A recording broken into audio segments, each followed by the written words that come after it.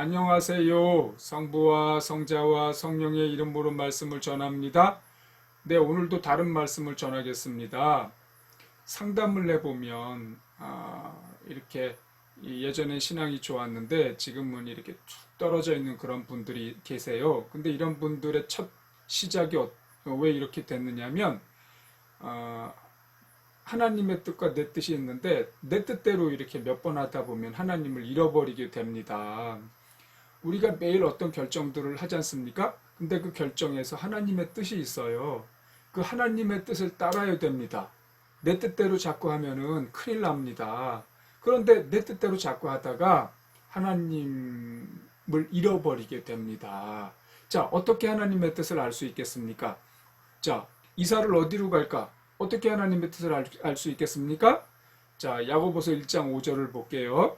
여러분 가운데 누구든지 지혜가 부족한 사람은 하나님께 기도하십시오. 그러면 꾸짖지 않고 모든 사람에게 후하게 주시는 하나님께서 주실 것입니다. 자, 지혜가 부족하다고 생각되면 구해라. 그러면 준다. 이런 말씀인데 이 지혜가 어떤 지혜냐, 그리고 어떻게 얻을 것이냐, 그 다음 구절을 보세요.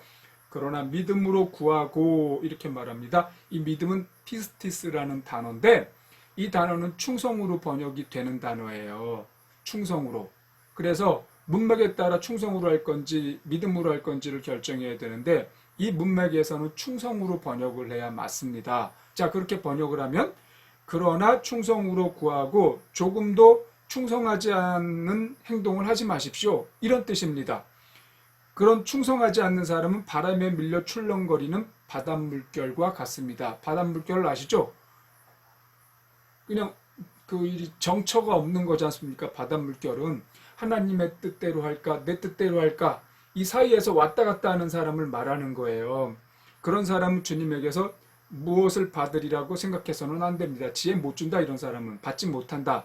이런 사람은 그는 이중인격자이며 언제나 자기가 하는 일에 갈피를 못 잡고 흔들리는 사람입니다. 예, 그냥 하나님의 뜻대로 하겠다라고 충성을 가져야 되는데 충성하는 마음. 무슨 일을 하든지 하나님의 뜻대로 하겠습니다. 이게 충성하는 마음이에요. 그리고 이걸 실행하는 거예요. 그럴 때 하나님께서 지혜를 주시는 거예요. 어떤 게 하나님의 뜻인지 A인지 B인지. 근데 그 충성을 하지 않고 마음으로 충성하지 않고 그 오락가락하는 사람은 갈피를 못 잡는 거예요. 그래서 지혜를 얻을 수가 없어요. 충성하겠습니다. 하나님의 뜻이면 무조건 실행하겠습니다. 이러면 하나님께서 어떤 결정을 해야 되는 상황에 자, 하나님 A를 선택할까요? B를 선택할까요? 지혜를 주세요. 그럴 때 하나님께서 무엇을 선택해야 되는지 지혜를 주시는 겁니다. 그러면은 그 지혜를 통해서 알게 돼요. 어디가 하나님의 뜻인지. 그렇게 결정을 해나가는 겁니다. 여러분, 지금 마음을 가지세요. 무슨 일이 있어도 하나님의 뜻대로 행하겠다. 그래야 하나님의 뜻을 알 수 있는 지혜를 받을 수가 있습니다. 기도하겠습니다. 하나님 아버지, 우리는 하나님의 뜻에 무조건 충성하겠습니다. 주님의 뜻을 따르겠습니다. 주여, 그러는 사람들에게 지혜를 주실 것입니다. 우리에게 그런 분들에게 지혜를 허락해 주소서. 예수님의 이름으로 기도합니다. 아멘.